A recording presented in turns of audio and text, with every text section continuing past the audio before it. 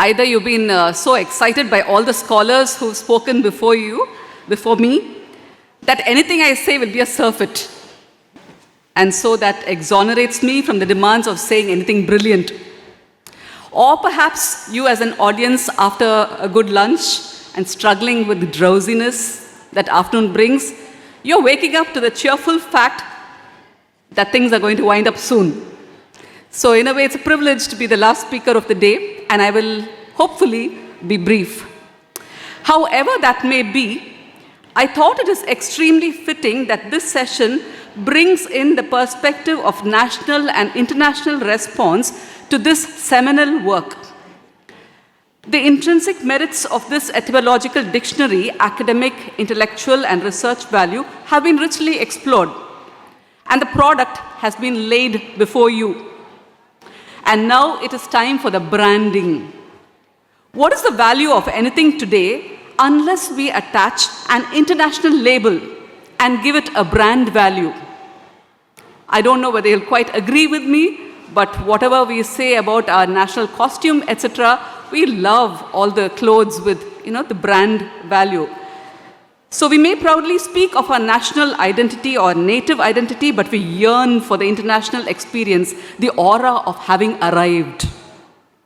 You may wonder what I'm talking about. Maybe I seem to border on what is flippant. But when I'm through, you will perhaps see where these thoughts come from. Our history and literary tradition, our songs, why even our movies have always exhibited a deep pride in the Tamil language. You and I will agree, we praise its richness, we'll fight for its value, we love its past, and we revel in its beauty. And we cling fiercely to the space it had wedged for itself in our identity. And yet, somewhere in our struggle to survive in this seemingly cosmopolitan and corporate culture, Tamil surfaces only at conferences, cultural festivals, amidst reluctant students in classrooms or at conferences. But outside the classroom, there is joy. Outside the formal context, there is joy as we resolve in the comfort of our friends and we launch into our mother tongue, Tamil. When we are happy, when we are sad, when we are joyful, we burst into our mother tongue. Of course, I feel a little guilty at this point because I am talking about a certain hypocrisy perhaps. This thing, Tamil is so important, etc. And yet, I'm speaking in English today. That's years of experience as an English lecturer. So you can laugh at the irony built in here. Dr. Saravanan has given you a picture of how this work has been received by the international community. He was talking about London and Frankfurt and Italy. I'm going to step back a little in time to examine the influence and impact of the world on this etymological dictionary. Without exhausting your patience, I'll plunge into that. Exponents of Tamil research and Tamil literature have been expounding the ancient history and preeminence of the Tamil language in the history of civilized mankind. But, as the scriptures say, a prophet is honored everywhere except in his own hometown, in his own house, and his own family. So there was little done to honor the Dravidian language. The response among those who did not speak this language has been derisive, hegemonic. From the 18th century, research had been initiated into the study of Proto Indo European, that's the PIE, roots of language. So I'm going to briefly cover this history. This was based on the reconstructing of a common ancestor of most European and North Indian languages. This is one beginning. So William Jones in 1786, he proposes the common origin of Sanskrit, Greek, and Latin. Much has been said about all these, the canons of language as it were. They've been held up, they've been studied, classical as it were. So there was this focus of historical linguistics for the next 2 centuries. That was the path that they traveled on. I'm not going into detail there, but from that point to DNA testing, as it were, this was the route that was traversed. So now this proposed common language was set around 4500 to 2500 BCE. So if you think of us today, then it's roughly around 6000, 6500 years. Keep this figure in mind. Along parallel lines are scholars like Caldwell.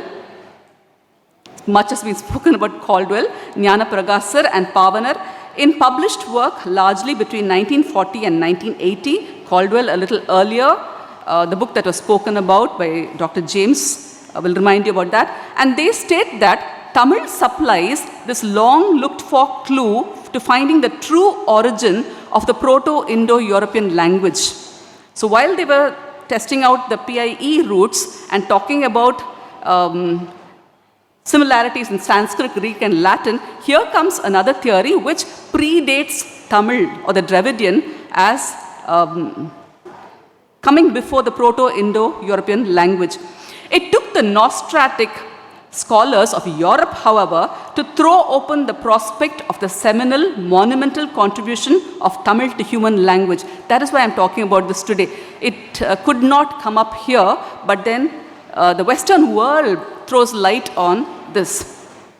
So in 2008, in his book, Alan Bombard, in reconstructing the family tree of human languages, places the Dravidian as an ancestor of the Indo-European, from which emerge languages such as Greek, Latin, the Celtic, German, Iranian, and Indo-Aryan.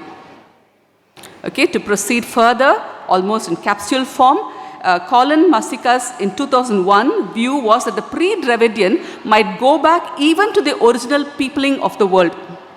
In 2003, in his work, Joseph Greenberg observed that the Dravidian could be a sister of the Euro-Asiatic and not its daughter. According to Stephen Levitt, 2007, he says scholars of the Australian Aborigines see the Australian Aboriginal languages as being connected with Dravidians. Now this point about the Aborigines of Australia and Dravidian is important because of the dating. So these Australian Aborigines were cut off from the rest of civilization by the rising of the oceans about 6000 BC. So scholars of these groups calculate them to have entered Australia from South India about 40,000 years back. So this is the link they have made between South India, the Dravidian and Australian Aborigines. Now the languages of the two bear similarity in roots. So where was, what the PIE root scholars said about 6,000 years, and here we go back to almost 40,000 years. Thus, Dravidians in India go back this far at least. By this argument, the Dravidian moves from south to North India and into Iran and further into the Indo-European nations and break off from a main Dravidian stock. In fact, a great historian, B.R. Ramachandra Dikshitar, says in his book, Prehistoric South India, that the Tamil race is not one that emerged from any other ancient race. And this race had emerged even in the Neolithic age and developed as a settled population with a mature civilization. Coming back, though Tamil was the source language for Sanskrit, so much has been said about it, I'm not going back to that, it crossed India 10 to 15,000 years ago. So here you have the language, the mother language as it were. It goes 10 to 15,000 years across the Kayavaram or the Khyber Pass as it is called. Professor has an explanation how that word also comes from root word Tamil. And it spreads across, develops into so many different languages because of phonetic changes and because people are spatially separated. And 4,000 years ago, it comes back through the Khyber Pass to India as Kokkitan. And these East Indo-Europeans develop Kokkitan as a Vedic language and Sanskrit, suiting Indian context. Of course, this will be highly contested, perhaps even resented, because people have very fragile egos. But let's accept the fact that it takes a superior and yet humble mind of a scholar to rise above, this and view history without a bias. Fact is fact, and we have to accept that as such. In fact, this historical, again to bring an international perspective, is not just something by an Indian historian, but the new Encyclopedia Britannica also reflects the idea. So here comes my little premise that we need some kind of an international branding to add value to whatever facts we discover also. So this, I have summed it up very briefly, is the international and national research background to the concept of monogenesis and the significance of Tamil language roots to the growth of hundreds of world languages. Dr. Arasendran and his team of scholars have sourced, studied and cross-referenced every dictionary and etymological source available to trace the evolution of the Tamil roots, linguistically, through phonetic changes.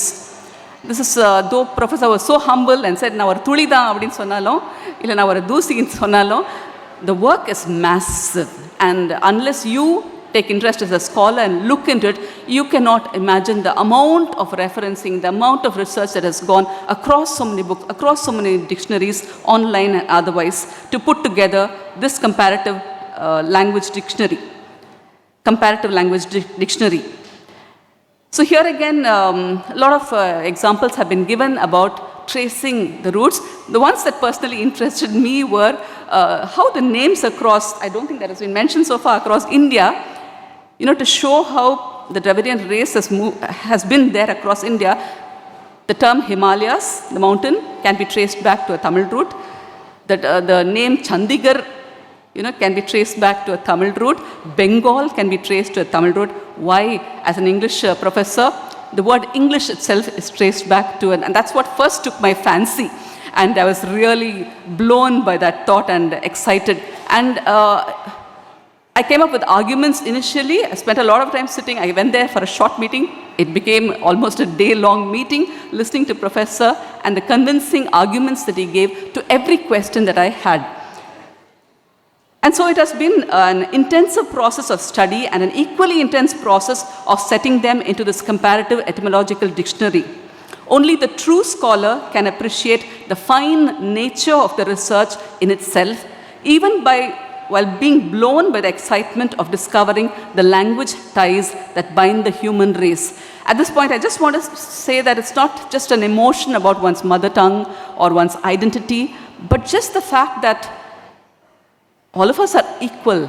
All of us have grown from one source. And we find it difficult because language has been so politicized to accept certain facts. But when it comes to legends and myths, if you will admit, there is a parity across so many languages in so many countries, which shows that we have grown from a certain source. So whether we accept it or not, the Tamil Nadu government did appreciate the fineness of the research. And like the cultured kings of yore who patronized the arts, the government bestowed its recognition and financial support to the project. The Oxford University Press did appreciate the significance and lent their name to this project.